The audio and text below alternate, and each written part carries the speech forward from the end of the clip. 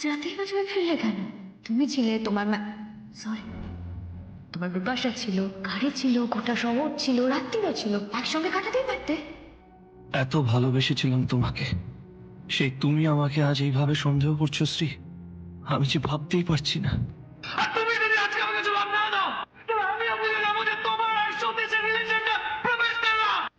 আমার ভালোবাসাতে আর বোধহয় তোমার বিশ্বাস নেই, তাই তো এত খারাপ ভাবে কথাগুলো বলতে পারলে। না, সতীশকে নিয়ে তোমার মনে যে সন্দেহ হতে পারে, সে যে আমার কল্পনারও বাইরে রাজ।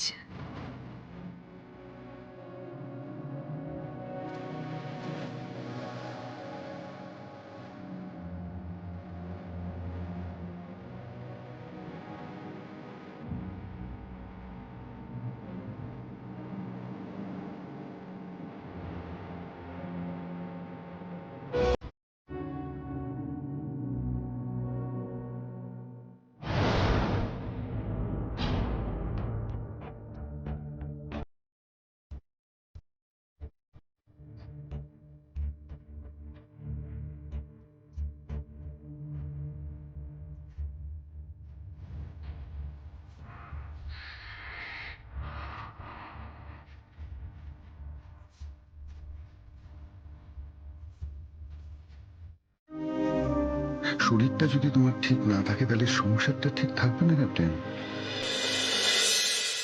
একটা কথা আমি তোমাকে বলছি, এখন থেকে এই সংসারে সব দায়িত্ব তোমার।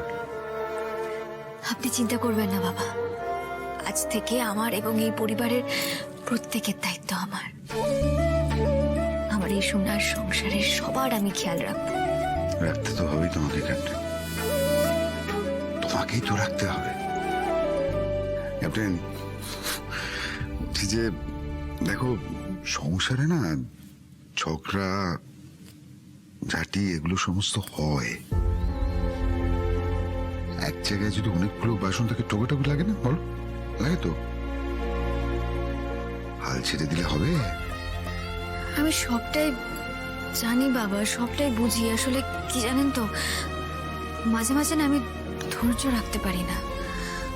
তখন কি মনে হয় জানেন, মনে হয় যার জন্য এত কিছু করলাম সেই আমাকে চোর বলছে। সম্ভব হয় না, খুব রেগে যাই তখন। জানি মা, আমি সবকিছু বুঝতে পারছি। দেখো মা, সংসারটা না ওই এয়ারপোর্টের রানওয়ের মতো নয় যে সব সময় ফাঁকা থাকবে। সংসার হলো বৈচিত্র্যময়। কখনো মরুভূমি, কখনো জঙ্গল, কখনো উঁচু নিচু, কখনো ঝড়ঝাপটা। এটাই তো সংসার, এটাকে আঁকড়ে ধরে আমাদের বেঁচে থাকতে হবে মা। আসল কথাটা কি জানেন তো বাবা, আপনি দেখবেন নিজের কাছের মানুষটা যদি একদম ঠিক থাকে না, তখন কিছুতে কিছু যায় আসে না। কিন্তু নিজের মানুষটাই যদি একটু বেঁকে বসে, তখন সামান্য হাওয়াতেই না সবটা লন্ডভন্ড হয়ে যায়। তোমার সমস্ত কথা আমি বুঝতে পারছি না, তবে এ ব্যাপারে আমার একটা কথা বলার আছে। দেখো ক্যাপ্টেন, কাউকে না কাউকে তো একটু মাথা নিচু করতে হয়, তাই না?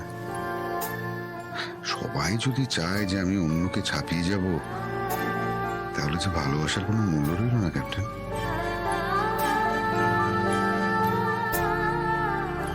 আপনি কথাটা একদম ঠিক বলেছেন বাবা। আপনি চিন্তা করবেন না বাবা, আমি সবাইকে নিয়ে চলব।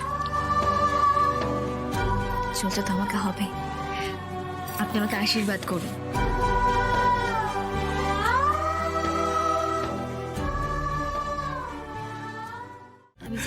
এই দেখো মা, এতক্ষণ এত কথা তোমায় বলছি, বলছি যে আমি সকাল থেকে এক কাপ চাও পাইনি মা। যদি সে কি আপনি চা পাননি? আর বললাম না, সকালবেলা ঘুম থেকে ওঠার পরেই তোমার শাশুড়ি মা বাসি মুখে আমার হাতে বাজারে থলেটা ধরিয়ে দিল, সঙ্গে এত একটা লিস্ট।